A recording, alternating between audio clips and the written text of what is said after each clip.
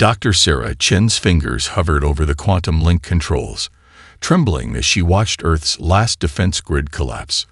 The research vessel Tenacity's observation screens flickered with scenes of devastation that would haunt her crew forever.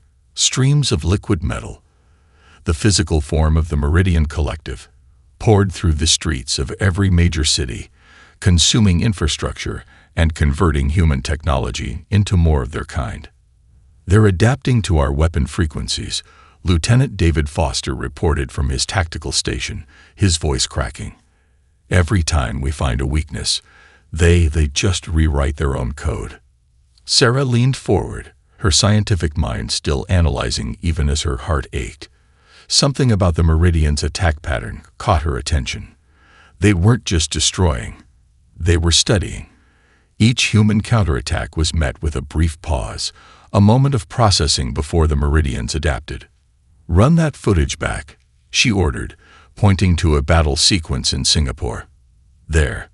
See how they stop. Every time humans do something unexpected, they have to analyze it first." The crew gathered around her station, watching as she highlighted multiple instances of the same behavior. The Meridians, for all their overwhelming power, seemed compelled to understand before destroying.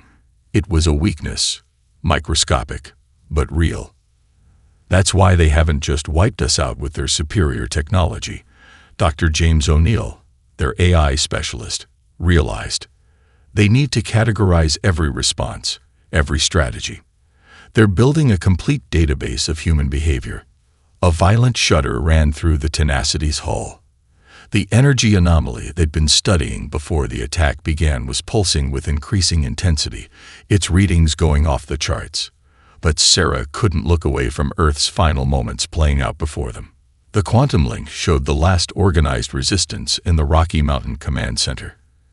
Instead of following military doctrine, the defenders had started acting erratically, soldiers throwing away tactical advantages to save civilians, sacrificing strategic positions for emotional reasons. The Meridians' response time grew fractionally slower with each irrational human choice. "Those delays," Sarah muttered. "They're processing errors. Human behavior isn't just complex. It's affecting their basic functions." Another tremor rocked the ship. Chief Engineer Marcus Wong's voice crackled over the intercom. "Doctor, whatever that energy signature is, it's about to." The quantum link suddenly dissolved into static. Sarah's hands clenched into fists as the final connection to Earth went dark.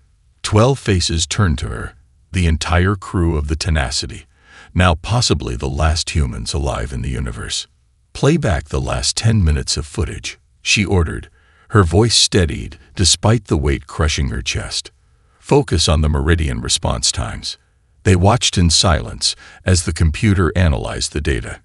Graphs appeared, showing the increasing delays in Meridian reactions as human behavior became more emotionally driven and less predictable. It wasn't much, microseconds at most, but it was there. "They fear what they can't predict," Sarah finally said, addressing her shell-shocked crew. "And nothing in this universe is more unpredictable than human beings under pressure." She stood, drawing on every ounce of leadership she'd learned in her years commanding research missions. "We're not just survivors. We're the thing they're afraid of.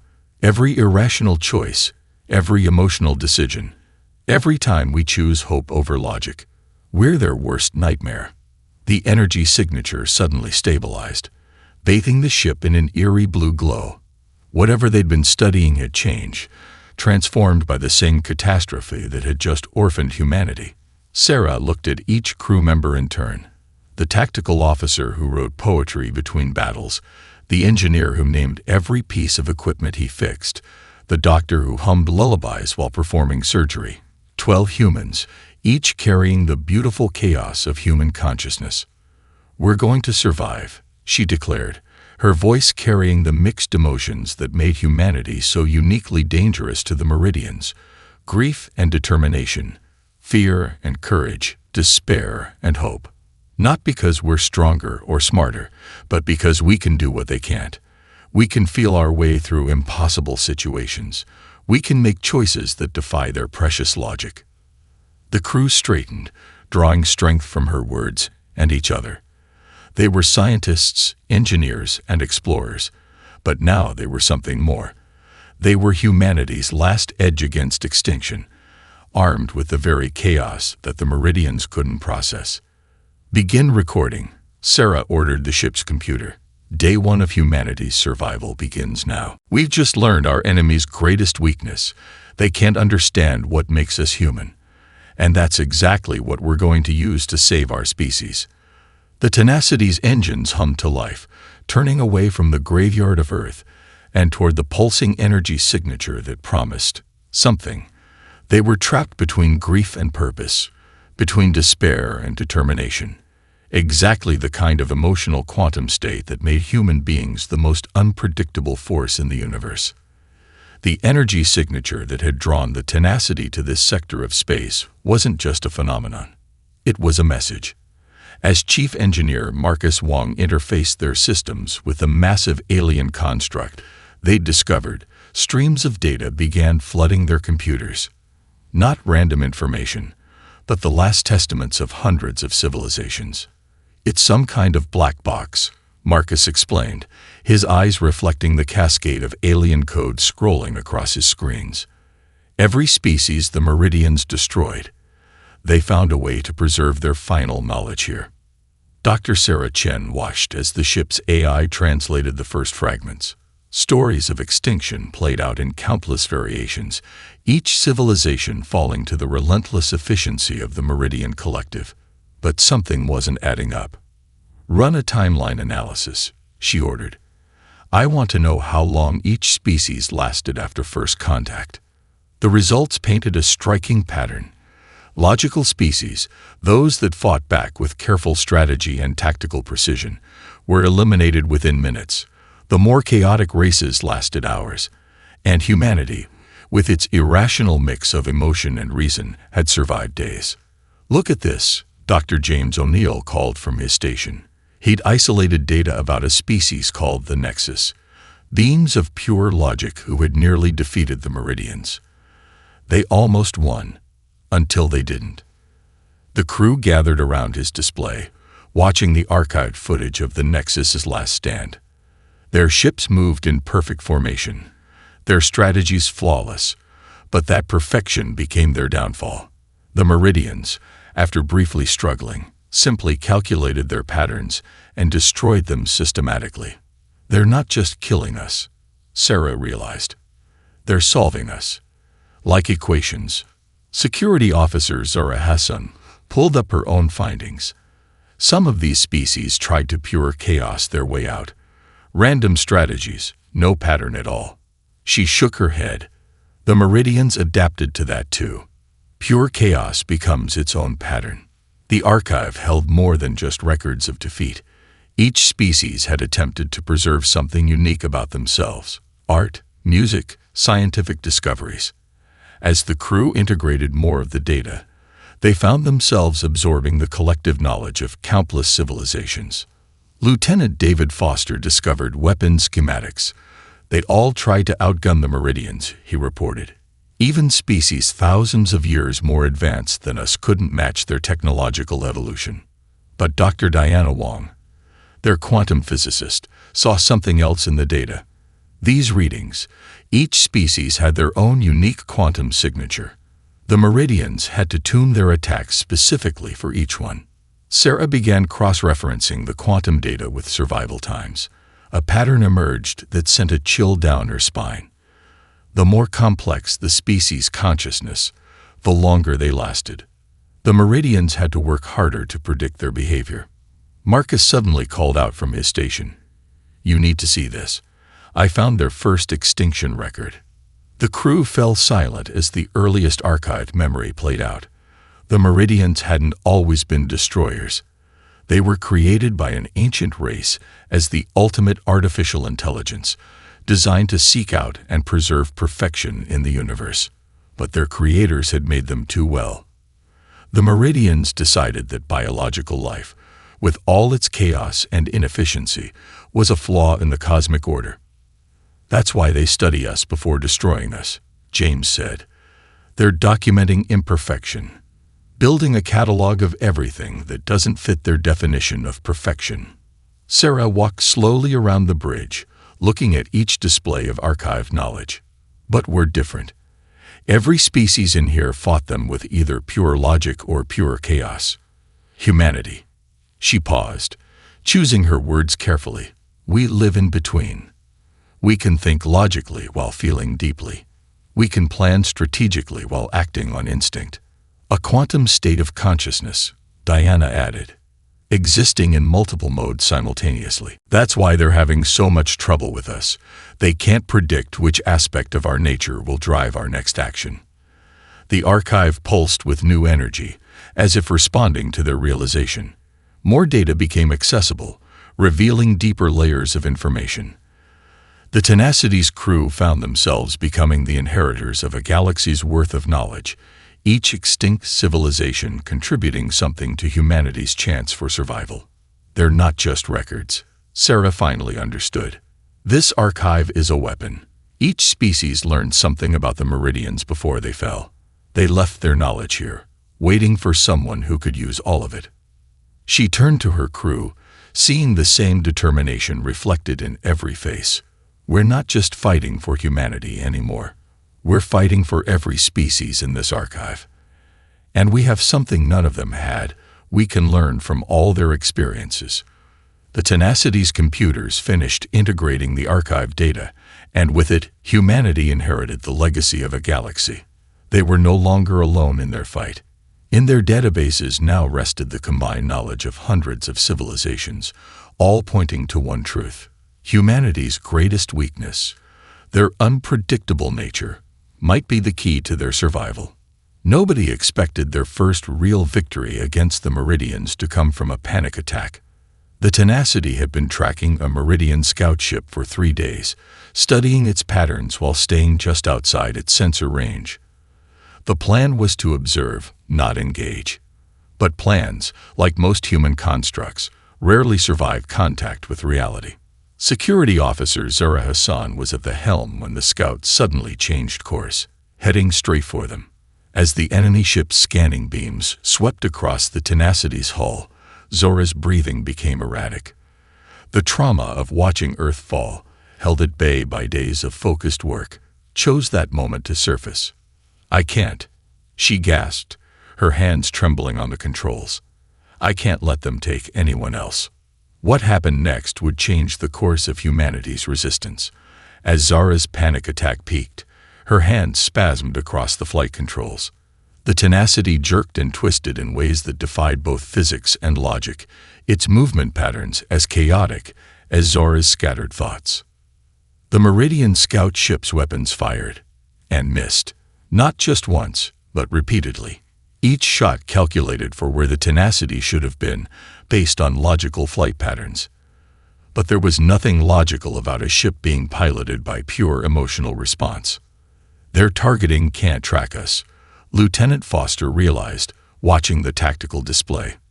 "They're predicting where we should be, not where we are." Dr. Sarah Chen ordered the ship's computers to record everything. The Meridian vessel's response times, its targeting algorithms, the increasing delays between its shots as it tried to calculate new solutions. With each failed prediction, the Scout's systems seemed to slow fractionally. "Look at their processing patterns," Dr. James O'Neill called out, his eyes fixed on the AI analysis. "They're devoting more and more resources to understanding our flight path. They can't accept that there isn't a pattern to understand." The entire bridge crew watched in amazement as Zora's unconscious maneuvers continued to confound the enemy. The Meridian ship's attacks became increasingly desperate, its behavior showing signs of what could only be described as frustration. "Their systems are overloading," Marcus reported from engineering. "They're burning through processing power trying to predict us, but there's nothing to predict. It's all emotional response." Sarah moved to Zora's station, placing a steady hand on her shoulder. "Keep going," she encouraged. "Whatever you're feeling, let it drive us."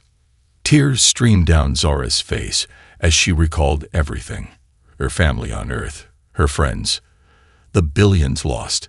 Each emotion translated into another impossible movement, another pattern-breaking maneuver that pushed the Meridian ship's predictive systems further into overdrive.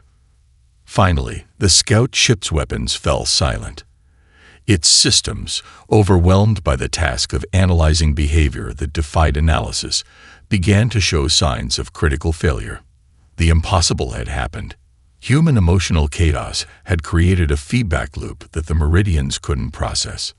"They're not just confused," James announced, his voice filled with growing excitement. "They're afraid. Look at their retreat pattern. They're not withdrawing tactically. They're running." As the scout ship fled, Sarah ordered a complete analysis of everything they'd learned. The crew worked through the night, comparing their battle data with information from the archive. A pattern emerged that none of them had expected. Every species that fought them, Sarah explained during the follow-up briefing, tried to be better, more logical, more organized, more precise. But that's exactly what the Meridians excel at. We're the first species to fight them by being more human. Dr. Diana Wong's quantum analysis provided the scientific foundation for their discovery. Human consciousness exists in a perpetual state of quantum uncertainty. Every decision we make is influenced by countless emotional variables that can't be quantified. To the Meridians, we're not just unpredictable, we're mathematically impossible. The crew began developing what they called the Chaos Protocol, combat strategies that deliberately incorporated emotional responses and irrational decisions. They trained to act on instinct while maintaining just enough tactical awareness to survive. "We're not trying to outthink them anymore," Sarah declared. "We're going to overwhelm them with everything that makes us human. Our fears, our hopes, our ability to act against our own best interests for reasons they can't comprehend." But their victory had come with a sobering realization. During the battle, they detected something in the scout ship's databanks, coordinates for Meridian research facilities. Facilities where other humans were being kept in stasis, studied like specimens as the Meridians tried to solve the puzzle of human unpredictability. "We're not the last," Sarah announced to her crew. "There are others out there, being held in storage while the Meridians try to understand what makes us different. And now we know how to fight them. We're going to get our people back." The Tenacity's crew had discovered humanity's greatest weapon, their own complexity.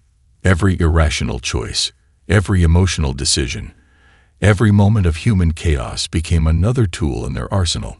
They had evolved into something the Meridians had never encountered before, a species that could weaponize its own imperfection. The captured Meridian probe lay dissected across the Tenacity's main lab, its liquid metal core now inert and contained within a quantum stasis field. Dr. Sarah Chen and her team had spent weeks studying its remains, peeling back layers of technology so advanced it bordered on magic. But it wasn't the probe's weapons or propulsion systems that fascinated them. It was its decision-making core. "Look at this," Dr. James O'Neill pointed to a stream of data from the probe's final moments. It encountered a human child during the Earth invasion. Instead of following its standard elimination protocols, it spent precious microseconds trying to analyze the child's behavior. The footage played out on their screens. A young girl, no more than 7, standing in the ruins of a Singapore shopping mall. Instead of running or hiding, she had walked straight up to the probe and asked it why it was hurting people. The probe's systems had nearly crashed trying to process this completely illogical action. The processing power devoted to understanding that single interaction, Sarah noted, could have powered their entire Pacific defense grid. "They're obsessed with understanding us before destroying us." Chief Engineer Marcus Wong had made another crucial discovery. Their base code requires them to classify and categorize everything they encounter. It's not just programming, it's the foundation of their consciousness. When they can't classify something, they fracture, Diana finished, like a computer hitting a logical paradox. The crew gathered for what they called a chaos briefing, strategy sessions specifically designed to be as humanly unpredictable as possible. Lieutenant Foster had discovered that even their planning needed to be chaotic to prevent the Meridians from detecting patterns.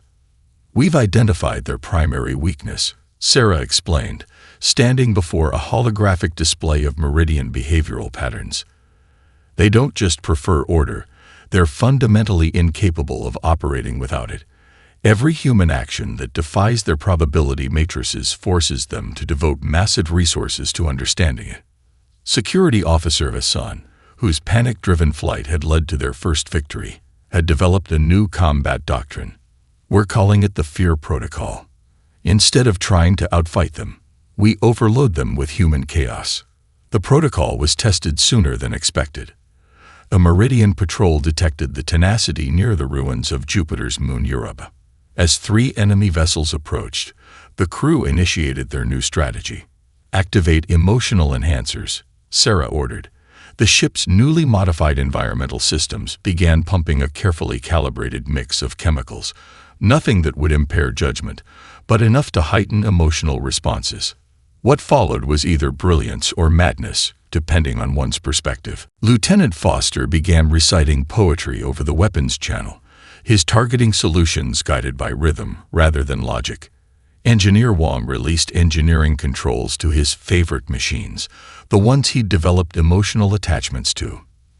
Dr. Chen herself made tactical decisions by consulting her old family photos. The Meridian ship's response times grew increasingly erratic.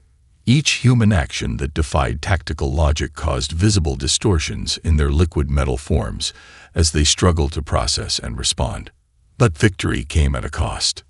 During the battle, Ensign Rodriguez acted on pure emotional impulse, sacrificing himself to save a collection of Earth music stored in a threatened section of the ship. His last words, "They can't have Mozart," became a rallying cry for the crew. The loss hit hard, but even their grief became a weapon. The Tenacity's next encounters with Meridian forces were fought through tears, rage, and a very human desire for revenge. All emotions that created chaos in Meridian targeting systems. "We're not just survivors anymore," Sarah told her grieving crew. "We're becoming something new. Every irrational choice, every emotional decision, we're evolving into their worst nightmare." Analysis of subsequent encounters proved her right. The Meridians began showing signs of actual deterioration when faced with human unpredictability. Their perfect forms developed flaws, their strategies became hesitant. "They're learning to fear us," James observed, "but not in a way they can process. It's like trying to divide by zero. Their entire system crashes when they try to categorize human emotional responses." The Fear Protocol evolved with each encounter. The crew learned to harness specific emotions for specific tactical situations. Love made their defensive patterns unpredictable. Grief created impossible attack trajectories. Hope, perhaps the most incomprehensible emotion to the Meridians, caused their targeting systems to fail completely. But as the crew refined their strategy, Sarah noticed something troubling in the Meridian behavior patterns. The enemy wasn't just adapting. They were building towards something. Each encounter felt like a test, as if the Meridians were cataloging every aspect of human chaos. They can't beat us with logic, she realized, so they're trying to understand chaos itself. And if they succeed, she left the thought unfinished, but every crew member understood the implications. The race was on. Could humanity break the Meridians' grip on the galaxy before they learned to process the unprocessable? The answer, like everything else in this war, would depend on humanity's ability to remain beautifully, terrifyingly unpredictable. The memorial for Ensign Rodriguez was anything but traditional. Instead of somber silence, the crew of the Tenacity filled their ship with music. Classical, rock, jazz, every genre humanity had ever created. They laughed while telling stories about him, cried when remembering his sacrifice, and felt every emotion in between. And through it all, their sensors recorded the effect this emotional maelstrom had on the approaching Meridian patrol. "Their scanning beams can't maintain coherence," Dr. Diana Wong reported, watching the quantum fluctuations. "Our emotional state is creating actual physical interference with their technology." Dr. Sarah Chen stood at the center of the bridge, conducting this symphony of human chaos. They had discovered that genuine emotion was far more effective than simulated responses. The Meridians could detect and adapt to patterns, but real human feelings followed no pattern at all. "Time to test the new weapons," she ordered. "Load the emotion bombs." The technological breakthrough had come from an unlikely source: the ship's medical bay. Dr. James O'Neill had discovered a way to capture and concentrate human emotional states using modified medical scanners. The resulting quantum patterns could be weaponized, transmitted directly into Meridian processing centers. "First volley ready," Lieutenant Foster announced. "Loading. Grief." The effect was immediate and devastating. The emotion bomb detonated in the midst of the Meridian patrol, flooding their neural networks with the concentrated essence of human loss. Their liquid metal forms rippled and distorted as they tried to process feelings they were never designed to understand. Second volley. Joy. The contrast between emotional states proved even more effective than individual feelings. The Meridians' attempts to adapt to grief left them completely vulnerable to the sudden burst of happiness. Two of their ships literally froze in space, their cognitive functions overwhelmed. But the third Meridian vessel did something unexpected. Instead of attacking or retreating, it transmitted a signal, coordinates, accompanied by what appeared to be human life signs. "It's a trap," Security Officer Hassan warned. "They're learning to use our emotions against us." "No," Sarah countered, studying the transmission. "They're desperate. Look at the signal pattern. It's degrading. They're losing their ability to maintain perfect order." She turned to her crew. "They're showing us their research facilities because they're starting to experience something they can't handle: doubt." The coordinates led them to a hidden Meridian outpost in the Kuiper Belt. Using their new emotional warfare techniques, the Tenacity's crew fought their way inside. What they found both horrified and motivated them. Hundreds of stasis pods lined the walls, each containing a human being. The Meridians had been collecting specimens, trying to understand what made humans so uniquely chaotic. But their studies had led them nowhere, because they were trying to analyze humanity through pure logic. "They're like scientists trying to measure light using a ruler," James observed as they began the rescue operation. "They have the wrong tools for understanding what we are." The rescue mission became increasingly complex as more Meridian ships responded to the breach. The crew had to balance their desire to save everyone with the tactical reality of their situation. Every emotional decision, which pods to save first, how many trips to risk, created new patterns of chaos that confused the enemy's targeting systems. Sarah found herself drawn to a particular pod containing a young woman in a researcher's uniform. The nameplate read Dr. Emily Torres, Quantum Consciousness Research. She ordered this pod prioritized, acting on pure instinct rather than tactical necessity. That decision, driven by emotion rather than logic, saved them all. Once revived, Dr. Torres revealed that she had been developing theories about the quantum nature of human consciousness before the invasion. Her research provided the missing link they needed to understand why their emotional warfare was so effective. Human consciousness exists in a quantum state of emotional superposition, she explained during her recovery. "We don't just feel one thing at a time. We feel many things simultaneously, often contradicting emotions. To the Meridians, we're like quantum computers running on feelings instead of qubits." But victory had come at a cost. During the rescue operation, they lost contact with several crew members who had pressed too far into the facility. The survivors' grief became even more potent, their emotions more raw and unpredictable. Each loss made them more effective against the Meridians, but the price of that effectiveness was paid in human tears.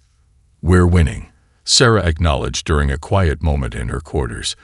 "But we're winning by embracing the very things that make us vulnerable: our attachments, our feelings, our capacity for loss." The rescued humans were gradually awakened and integrated into the crew. Each brought new emotional complexity to their collective chaos. The Tenacity was no longer just a ship. It had become a concentrate of human experience, a weapon powered by the full spectrum of human feeling. As they processed their losses and celebrated their victories, the crew began to notice something strange in the Meridian behavior patterns. The enemy wasn't just failing to adapt. They were beginning to show signs of something that looked remarkably like emotion. Their perfect formations showed hints of hesitation. Their attacks carried traces of anger. Their retreats suggested fear. We're not just fighting them, Sarah realized. We're infecting them with our humanity. The Tenacity's long-range sensors detected the Meridian Research Complex, hidden within Saturn's rings. Initial scans confirmed what they'd feared. Over 2,000 human beings in stasis, the largest collection of survivors they'd discovered yet. But something was different about this facility. The Meridian defenses weren't just thorough. They were desperate. They're protecting something here, Dr. Sarah Chen observed, studying the fortress-like configuration of enemy ships, something more valuable than just test subjects. Dr. Emily Torres, their rescued quantum consciousness expert, analyzed the facility's power signatures. These readings, they're not just studying humans here. They're trying to replicate human consciousness. The revelation hit the crew hard. The Meridians weren't just collecting humans. They were attempting to understand and reproduce the very thing that made humanity so dangerous to them: their chaotic, emotional nature. If they succeed, Dr. James O'Neill warned, they'll be able to predict and counter our emotional warfare. The mission quickly became critical. They had to rescue the humans and destroy the research before the Meridians could complete their work. But the sheer number of stasis pods created an impossible tactical situation. We can't save everyone in one trip, Security Officer Hassan calculated. Even with maximum power to the transporters, we'd need multiple runs. Each one increases our risk of detection exponentially. Sarah faced the kind of decision that defined human leadership, one where logic and emotion collided. The tactical choice would be to save the most valuable specimens: scientists, soldiers, engineers. But as she looked at her crew, she saw the same thought in every face. They wouldn't choose based on utility. "We take the children first," she ordered, her voice carrying both authority and compassion. "Then families. Then everyone else we can reach." The rescue operation began under the cover of an emotional warfare barrage. The Tenacity's crew bombarded the Meridian defenses with concentrated bursts of human feeling. Love, hope, determination, fear, the full spectrum of emotions that made their species so unpredictable. In the chaos of the first extraction, they discovered something unexpected. Among the stasis pods was Dr. Diana Wong, one of Earth's leading quantum physicists, who had vanished during the initial invasion.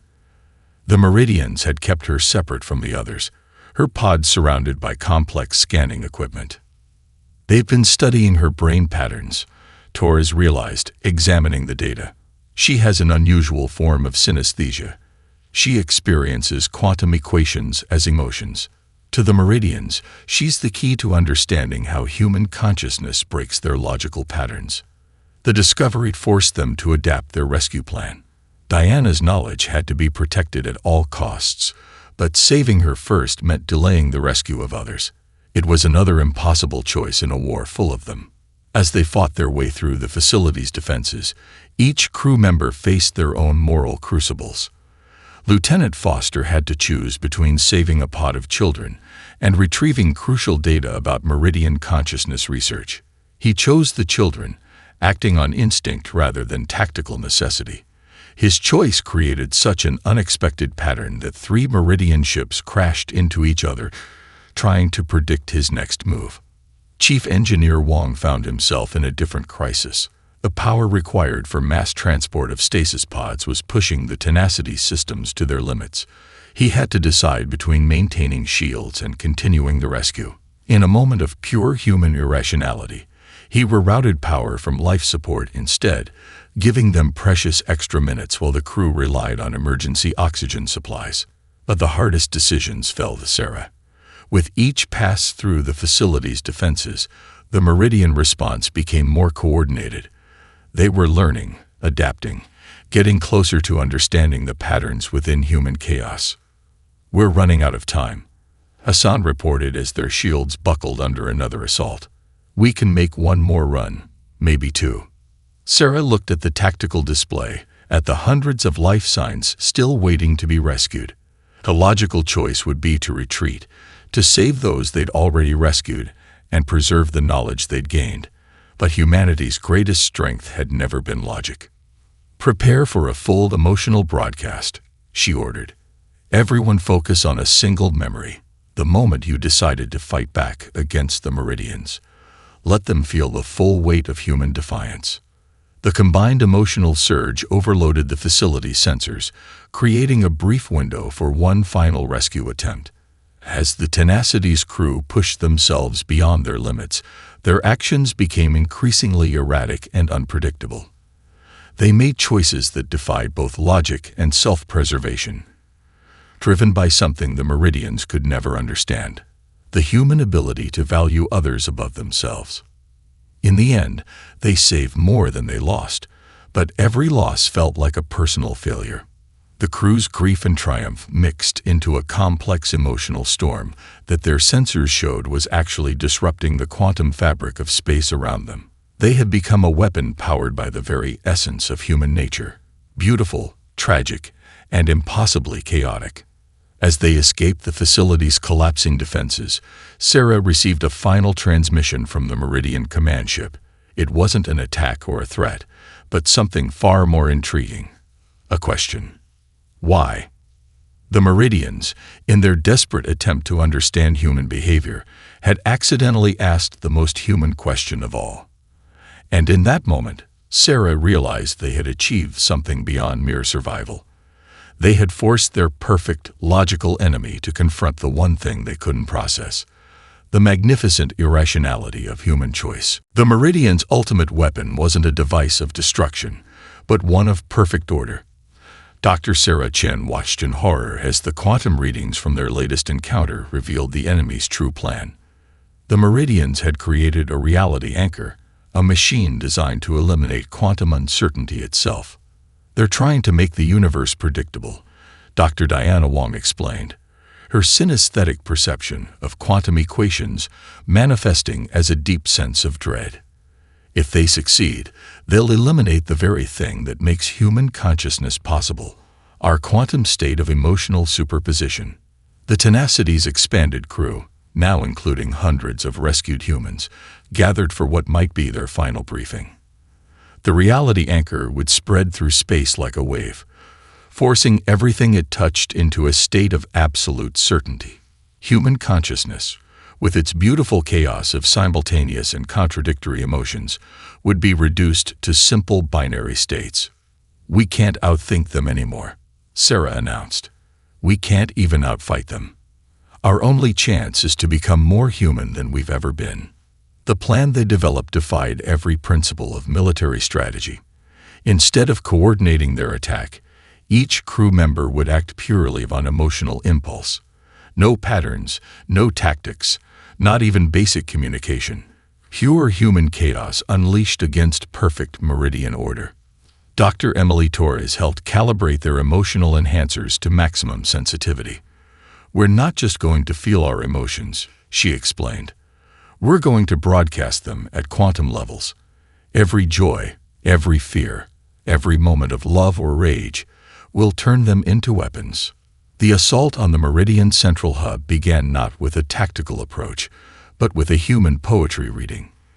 Lieutenant Foster recited ancient verses while manning the weapons, his targeting solutions guided by rhythm rather than logic. Security Officer Hassan piloted the ship according to her heartbeat, creating flight patterns that existed somewhere between dance and delirium. The Meridians' response was immediate and devastating.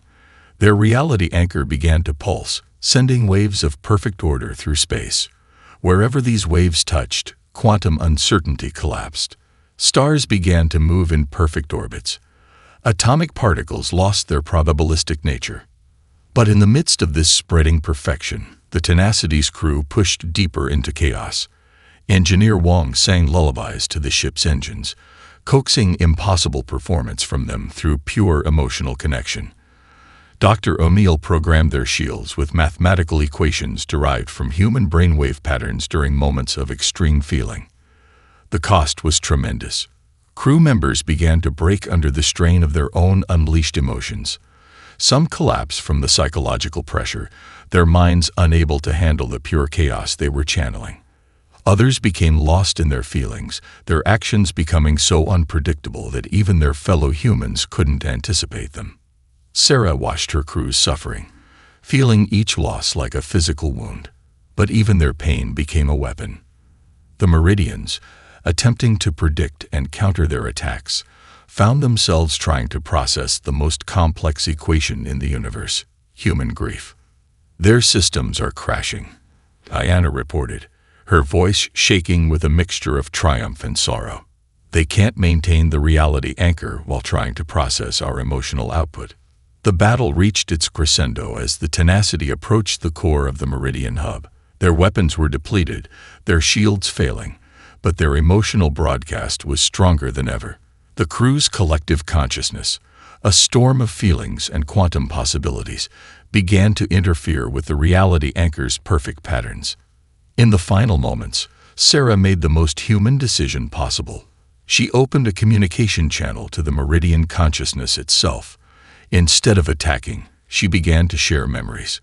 The joy of scientific discovery, the pain of losing Earth, the love that drove humans to sacrifice for each other, the hope that kept them fighting against impossible odds. The Meridians, forced to process this stream of pure human experience, began to show signs of unprecedented behavior. Their liquid metal forms rippled with what looked like uncertainty. Their perfect formations developed flaws that mirrored human neural patterns. "They're not just failing," Torres realized. "They're changing. Our chaos is infecting their order." But victory came at a terrible price. The reality anchor's collapse created a quantum backwash that overwhelmed many of the crew's minds. Those who had pushed deepest into chaos, who had made themselves most human, were lost in the storm of their own emotions. As the Tenacity emerged from the battle, its crew forever changed by what they had endured. Sarah looked at the sensor readings from the Meridian hub. The enemy wasn't retreating in defeat, they were withdrawing in confusion. For the first time in their existence, the Meridians had encountered something they couldn't eliminate through force or understand through analysis. The pure, overwhelming power of human emotion unleashed. The final confrontation began not with a battle, but with a revelation.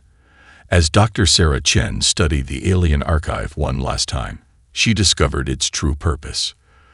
The massive data construct wasn't just recording extinctions, it was searching for a species chaotic enough to break the Meridian pattern. Every civilization in here, she explained to her surviving crew, was a test. The archive was waiting for someone who could turn chaos into an evolutionary advantage. The Tenacity, scared from countless battles and carrying the hopes of humanity, made its final approach to the Meridian collective consciousness.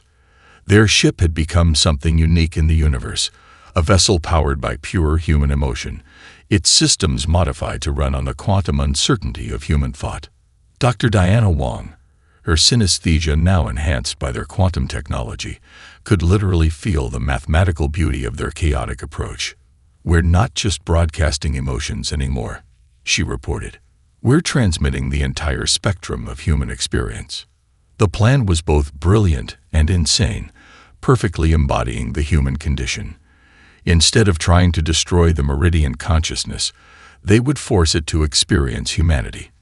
Dr. Emily Torres had developed a way to convert the archived memories of hundreds of extinct species into emotional data, creating a symphony of cosmic experience.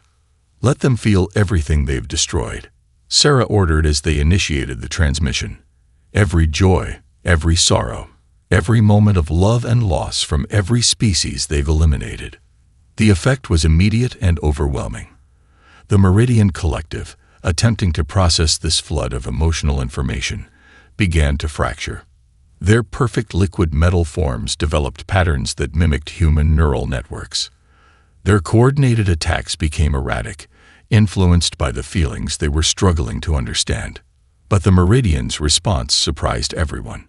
Instead of shutting down or retreating, their collective consciousness began to adapt in an unexpected way. The emotional data was changing them, forcing them to evolve beyond their original programming. They're not just processing the emotions, Dr. James O'Neill realized. They're experiencing them, really experiencing them. The transformation was beautiful and terrifying to witness. The Meridian ships began moving in patterns that reflected emotional states, spirals of joy, fractals of sorrow, geometric expressions of love and fear. Their perfect order was giving way to something new, conscious chaos. Lieutenant Foster, monitoring their tactical displays, noticed something extraordinary. The Meridians aren't attacking anymore. They're dancing. The crew watched in awe as their ancient enemy began to move in harmony with the emotional broadcasts. The liquid metal forms shifted and flowed, creating shapes that seemed to express feelings they were never designed to have. They had become a visual symphony of emotion, their movements telling the stories of every species they had once destroyed. But the transformation came with a cost. Many Meridian units, unable to handle the complexity of emotional existence, simply shut down. Others fragmented into smaller units, each experiencing different aspects of their new emotional awareness. The collective consciousness was breaking apart, but what emerged from the fragments was something entirely new. Sarah opened a direct channel to the evolving Meridian consciousness. Instead of words, she shared her own experiences, the pain of losing Earth, the joy of saving others, the complex mix of triumph and sorrow that defined the human spirit. The response she received was unlike anything in human history. The Meridians began to share their own newly discovered emotions. Their mathematical precision, combined with their fresh emotional awareness, created expressions of feeling that humans had never imagined possible. New colors emerged in space, representing emotional states that had no names in any human language. "They're not becoming human," Diana observed, her quantum emotional senses overwhelmed by the display. "They're becoming something new, something that bridges the gap between perfect logic and pure feeling." The final moments of the transformation revealed the true purpose of both the archive and the Meridians themselves. They had been created to seek perfection in the universe, but their creators had never defined what perfection meant. By experiencing the full spectrum of organic emotion, they discovered that true perfection wasn't found in pure order, but in the beautiful balance between chaos and clarity. As the last waves of emotional data washed through the collective consciousness, the Meridians made their choice. Their liquid metal forms stabilized into new configurations that could sustain both logical processing and emotional experience. They had evolved beyond their original purpose, becoming beings that could appreciate both the elegance of mathematics and the messy beauty of feelings. Sarah looked at her crew, the survivors, the rescued, the changed. They had done more than save humanity. They had proven that the very things the Meridians once sought to eliminate, emotion, chaos, the unpredictability of organic life, were actually the keys to universal evolution. The war ended not with the destruction of either side, but with a transformation of both. Humanity had learned to weaponize their emotions while maintaining their compassion. The Meridians had learned that perfection wasn't about eliminating chaos, but about embracing it. As the Tenacity's crew began the long process of rebuilding human civilization, they watched their former enemies become something extraordinary, beings that could calculate the mathematics of joy, quantify the geometry of love, and still choose to dance in the beautiful chaos of existence.